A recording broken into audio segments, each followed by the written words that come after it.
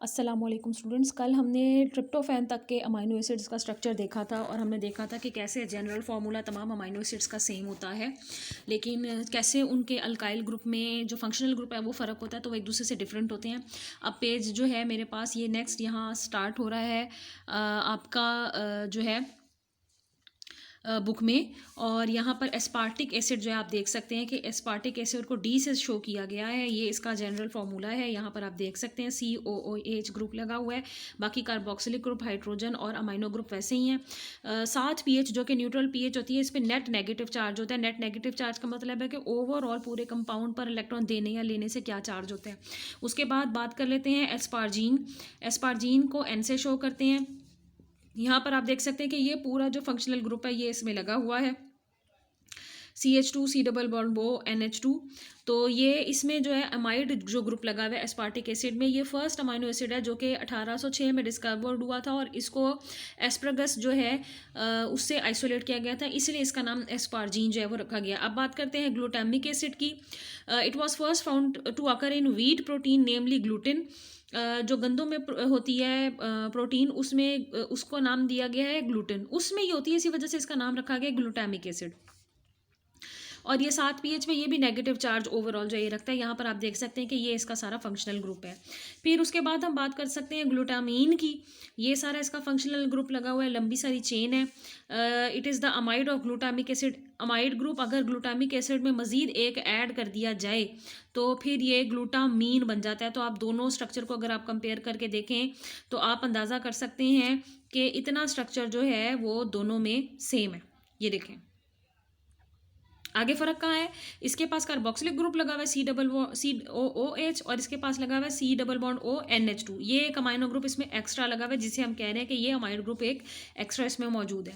फिर बात करते हैं लाइसिन की। लाइसिन को कैसे शो किया जा रहा है, तो आप देख सकते हैं कि ये जनरल फार्मूला आ गया और ये सारी लंबी चेन जहाँ से मैं फिंगर पॉइंट आउट कर रही हूँ, ये जो है इसका बाकी का स्ट्रक्चर है जो कि इसमें फंक्शनल ग्रुप लगा हुआ है। 7 pH पे जो लाइसिन होती है इस पर नेट पॉजिटिव चार्ज होता है। Lysine occurs within a protein molecule, can be post translationally hydroxylated to form hydroxylysine और हुज स्ट्रक्चर इज गिवन लो। तो इसको जब प्रोटीन फॉर्मेशन करके प्रोटीन तैयार हो जाती है तो उसको एक मखसूस मॉडिफिकेशन प्रोसेस से गुजारा जाता है ताकि जहाँ उसको ट्रांसपोर्ट करना है वहाँ तक पहुँचने के दौरान उसके स्ट्रक्चर में कोई चेंज ना आए, कोई तब्दीली ना आए, क्योंकि साइटोप्लाज्म में बहुत सारे केमिकल कंपाउंड्स, केमिकल रिएक्शंस हो रहे होते हैं तो वो प्रोटीन को बदल सकते हैं। तो आप इसका जो स्ट्रक्चर है उसको आप देखें कि ये सारा स्ट्रक्चर जो है इसको थोड़ा सा चेंज कर देते हैं, पोस्ट ट्रांसलेशनली मॉडिफाइड कर देते हैं ताकि हाइड्रोक्सिलेटेड या हाइड्रोक्सिल ग्रुप लगा देते हैं ताकि किसी भी तरफ कोई ऐसी जगह ना बचे जहाँ पर केमिकल रिएक्शन होकर ये जहाँ प्रोटीन में लगा है प्रोटीन जो है वो चेंज हो सके। उसके बाद बात कर लेते हैं आर्जिनिन की। pH 7 पर ये पॉजिटिव चार्ज रखता है। अगेन वही बात आ गई कि जनरल फार्मूला मेरी उंगली के दाएं तरफ है और ये बाकी का सारा हिस्सा जहाँ मैंने फिंगर पॉइंट आउट किया है ये अल्काइल ग्रुप इसका लगा हुआ है। फिर हिस्टिडीन, इसको H से शो करते हैं, इसमें भी पॉजिटिव चार्ज होता है, इसमें रिंग लाइक स्ट्रक्चर है और बाकी जो जनरल फार्मूला आप देख रहे हैं कि वो है। इन अमाइनो एसिड्स के जो फार्मूलाज हैं इनको थोड़ा सा आपको रट्टा मारना पड़ेगा। प्रोलीन जो है ये 19 प्राइमरी अमाइनो एसिड्स में से आता है।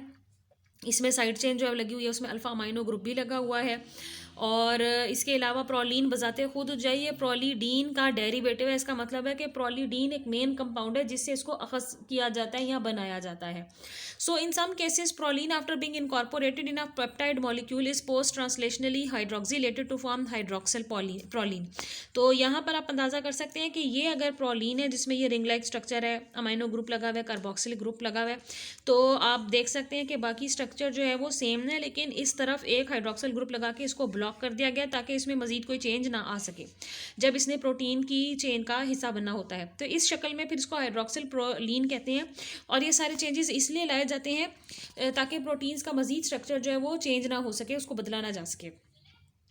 Another example of this type is seen in the case of thyrotropin releasing hormone TRH. This hormone is a tripeptide made up of glutamic acid, histidine and proline. Thyroid gland हमारे जिस्म में गर्दन के नीचे की तरफ पाया जाता है। ये बड़े ही इंपॉर्टेंट हार्मोन सिक्रीट करता है, मेटाबॉलिज्म को कंट्रोल करता है। तो यहाँ पर हम बात करें थायरोट्रोपिन रिलीजिंग हार्मोन की, जिसको हमारा जो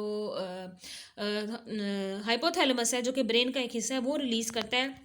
ये रिलीज होने के बाद TSH रिलीज होता है, थायराइड स्टिमुलेटिंग हार्मोन, उसे पिट्यूटरी ग्लैंड रिलीज करता है और फिर जाके जो थायराइड ग्लैंड है वो अपने हार्मोन्स को पैदा करता है। तो थायरोट्रोपिन रिलीजिंग हार्मोन जो है ये रिलीज होने के बाद थायराइड ग्लैंड से आने वाले जो हार्मोन्स होते हैं उनकी रिलीज कराता है। बजाते खुद ये ट्राइपेप्टाइड है। ट्राइपेप्टाइड का मतलब है कि ये 3 अमीनो एसिड के पेप्टाइड बॉन्ड बनाकर जुड़कर मिलने से बना है।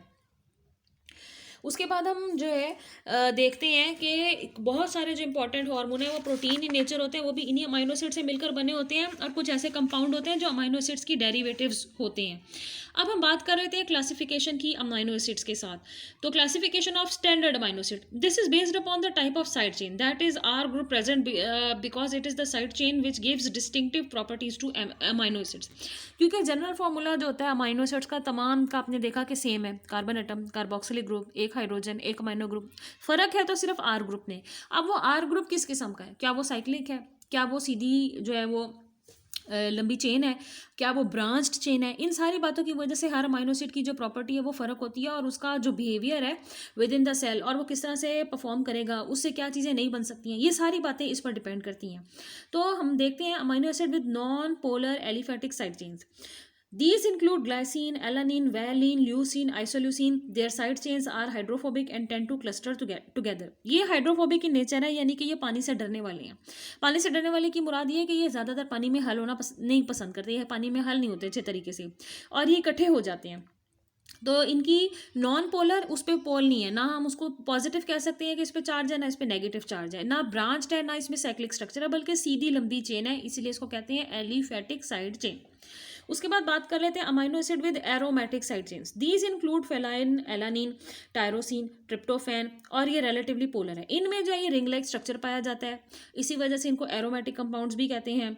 और इसकी मिसालें फिनाइल एलानिन, ट्रिप्टोफैन, टायरोसिन भी हैं। इनमें जो है वो चार्ज भी होता है, बाज पे पॉजिटिव होता है, बाज पे नेगेटिव होता है। Hydroxyl group of tyrosine can form hydrogen bond and shows polarity. जब कोई चीज़ अपने इलेक्ट्रॉन को दे सके या अपने इलेक्ट्रॉन को किसी के रिसीव कर सके तो वो या तो पॉजिटिव आयन बना सकती है या फिर वो नेगेटिव आयन बना सकती है।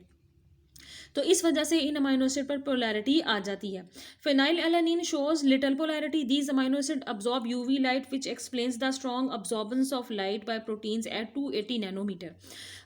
प्रोटीन जो है वो एक मखसूस मिकदार में अल्ट्रावायलेट रेडिएशंस को अपने अंदर जज्ब कर सकती हैं। अगर हम इसको वेवलेंथ में मापें तो ये 280 नैनोमीटर हो जाता है। ये इन प्रोटीन्स की खासियत है। This property is use to detect and measure the proteins. ये खासियत है कि एक प्रोटीन जो है वो किस तरह से कितनी मिकदार में उसमें मौजूद जो अमीनो एसिड है वो अल्ट्रावायलेट रेडिएशन को अब्जॉर्ब कर सकते हैं। इसको प्रोटीन्स को समझने करेक्टराइज करने में मदद ली जाती है। Histidine is also an aromatic side chain, but it is usually included in amino acid with basic side chains. ये जो है बेसिक प्रॉपर्टीज़ जो है वो शो करते हैं। अमीनो एसिड एसिडिक प्रॉपर्टीज़ भी शो करते हैं, बेसिक प्रॉपर्टी भी शो करते हैं। एसिडिक की बात अगर हम करें तो ज़ाहिरी बात है कि वहाँ हाइड्रोक्सल आइंस जो है उनकी मिकदार जो है वो ज़्यादा होगी और जो बेसिक हम उनको कह रहे हैं उनमें हाइड्रोक्सल आइंस जो है वो देने की जो करेक्टरिस्टिक है वो ज़्यादा होगी। So side chain containing hydroxyl group, these include serine, threonine. इनमें हाइड्रोक्सल ग्रुप पे जाकर अमीनो एसिड का जो स्ट्रक्चर है वो ख़त्म हो जाता है। Amino acid with side chains containing sulphur atom, तो जो सल्फर एटम पर जाकर ख़त्म होते हैं वो है cysteine and methionine. Amino acid जो कि एसिडिक चेन्स जो हैं उन पर जाकर ख़त्म होते हैं वो ग्लूटामिक एसिड है। फिर इन जो अमीनो एसिड्स हैं उनके नाम के साथ एसिड का वर्ड इसलिए ऐड किया जाता है। अभी आपने देखा कि मैंने थ्रियोनिन का नाम लिया, सैरिन का नाम लिया, ट्रिप्टोफैन का नाम लिया, आइसोल्यूसिन का नाम लिया, इन सारे जो कंपाउंड्स हैं उनके नाम लिए, लेकिन मैंने कहीं पर भी उनके नाम के साथ वैलिन, एलानिन, ग्लाइसिन, मैंने कहीं पर भी उनके नाम के साथ एसिड का वर्ड यूज़ नहीं किया, क्योंकि वो बेसिक प्रॉपर्टी रखते हैं या फिर उनमें पोल्स पैदा नहीं होते, वो नॉन पोलर होते हैं। यहाँ पर हम जिन अमीनो एसिड्स के साथ एसिड करके वर्ड यूज़ करें, जैसे कि ग्लूटामिक एसिड है, तो इन अमीनो एसिड्स की ख़ास बात ये होती है कि ये एसिडिक प्रॉपर्टीज़ जो है ये वो शो करते हैं। तो इस वजह से मिसाल के तौर पर हम यहाँ पर अगर इनको बारे में बात करें तो ये नेगेटिवली चार्ज होते हैं अगर पीएच न्यूट्रल हो तो, क्योंकि ये किसी दूसरे एटम से इलेक्ट्रॉन जो है वो ले लेते हैं, इसलिए इनके ऊपर नेगेटिव चार्ज आ जाता है। तो इस तरह से यहाँ पर आप देख सकते हैं कि अमीनो एसिड्स को हमने उनकी प्रॉपर्टीज़ की बेस पर काफ़ी सारी जो तकसीम है उनकी की है। अच्छा जी, उसके बाद बात कर लेते हैं amino acid with basic side chain. Again यहाँ पर हम एसिड का वर्ड नहीं यूज़ करेंगे क्योंकि न्यूट्रल पीएच पे ये एसिडिक प्रॉपर्टीज़ शो नहीं करेंगे, ये बेसिक प्रॉपर्टीज़ शो करेंगे। ये वीक बेसिस होती हैं, हाइड्रोक्सल आयन जो है ये देती हैं। हिस्टिडीन जो है ये इनकॉर्पोरेट होती है प्रोटीन में, जब तो ये पॉजिटिवली चार्ज हो जाती है या समटाइम्स ये नेगेटिवली चार्ज हो जाती है अगर इसकी साइड चेन जो है वो नेगेटिवली चार्ज है, डिपेंडिंग अपॉन कि ये उस वक्त किस किस्म की प्रोटीन में शामिल है। नॉन स्टैंडर्ड अगर हम अमाइनो एसिड्स की बात करें तो ये वो अमाइनो एसिड होते हैं जो कि हमारे जिस्म में मौजूद हैं और हम इनको ज़राए से हासिल भी कर लेते हैं, लेकिन ये बजाते खुद प्रोटीन्स का हिस्सा नहीं बनते हैं मगर असेसरी काम जो ये करते हैं। मिसाल के तौर पर सिट्रोलिन, ऑर्निदीन, अर्जिनोसक्सिनिक एसिड। अब यहाँ पर भी आप अंदाज़ा कर सकते हैं कि एसिड का वर्ड अगर मैं इस अमाइनो एसिड के साथ इस्तेमाल कर रही हूँ तो इसका मतलब क्या है। इसका मतलब ये है कि ये एसिडिक प्रॉपर्टीज़ रखने वाला अमाइनो एसिड है। अब हम बात कर लेते हैं कि 3 अमाइनो एसिड जिनके हमने अभी नाम लिए, उसमें था सिट्रोलिन, ऑर्निदीन, अर्जिनोसक्सिनेट। ये लिवर में भी हमारे पाए जाते हैं, ये फॉर्मेशन करते हैं यूरिया की। ये अमाइनो एसिड जो है ये डीएमिनेशन की तरफ जाते हैं। डीएमिनेशन का मतलब है कि इन पर जो अमाइनो ग्रुप लगा होता है उसको अपने से जुदा कर देते हैं। ये अमाइनो ग्रुप साइक्लिक फिनोमिनन के थ्रू, यूरिया साइकिल के थ्रू गुजर के यूरिया पैदा करती है। इस यूरिया को फिर यूरिक एसिड में कन्वर्ट किया जाता है इंसानी जिस्म में, जो कि लेस हार्मफुल होता है और उसको खराज करने के लिए जिस्म से पानी की भी कम ज़रूरत होती है।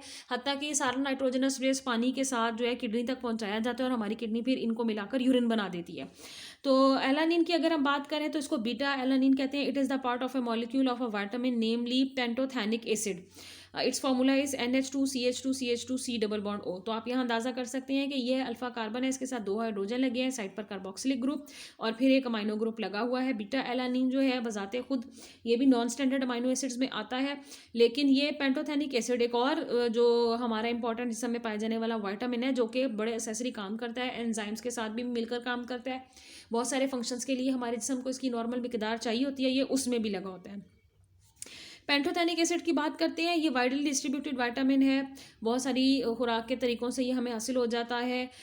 ये को एंजाइम ए के तौर पे काम करता है। इसको को ASH और जस्ट को ए भी कहा जाता है और ये इसका पूरा केमिकल फार्मूला है। ये बड़े इंपॉर्टेंट रिएक्शंस के लिए हमारे जिस्म में दरकार होता है। को एंजाइम कहते हैं उन कंपाउंड्स को जो कि बजाते खुद एंजाइम नहीं होते, लेकिन एंजाइम की प्रेजेंस जो है उसके साथ साथ किसी केमिकल रिएक्शन को कैटेलाइज करने के लिए इनकी प्रेजेंस भी चाहिए होती है। उसके बाद बात कर लेते हैं alpha gamma amino butyric acid, इसे गाबा बोलते हैं। ये ब्रेन और दूसरे टिश्यूज़ में सिंथेसाइज होता है।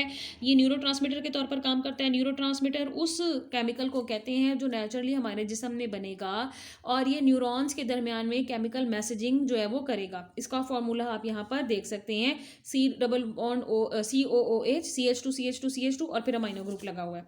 उसके बाद डाईहाइड्रोक्सी फिनाइल एलानीन, इसको डोपा भी कहते हैं और ये जो डोपा है ये भी बड़ा ही इम्पॉर्टेंट जो है न्यूरोट्रांसमीटर है। मेटाबॉलिक टिश्यूज़ के दरमियान ये मेटाबॉलिज्म के दरमियान हमारे टिश्यूज़ में जो है ये बनता है, सिंथेसाइज होता है। डोपा को इस्तेमाल किया जाता है पार्किंसंस डिजीज़ के लिए, जो कि ब्रेन में सेल्स के डेथ होने की वजह से कॉज होती है, क्योंकि डोपामिन बन नहीं रहा होता और डोपामिन क्योंकि न्यूरोट्रांसमीटर का काम करता है, केमिकल मैसेजिंग का काम करता है मुख्तलिफ नर्व सेल्स के दरमियान। तो जब ये मौजूद नहीं होगा तो उन नर्व सेल्स के दरमियान में कम्युनिकेशन नहीं आएगी और जब नर्व सेल्स मर जाएंगे तो वो ब्रेन का पूरा हिस्सा इफेक्ट हो जाएगा और वो काम नहीं करेगा।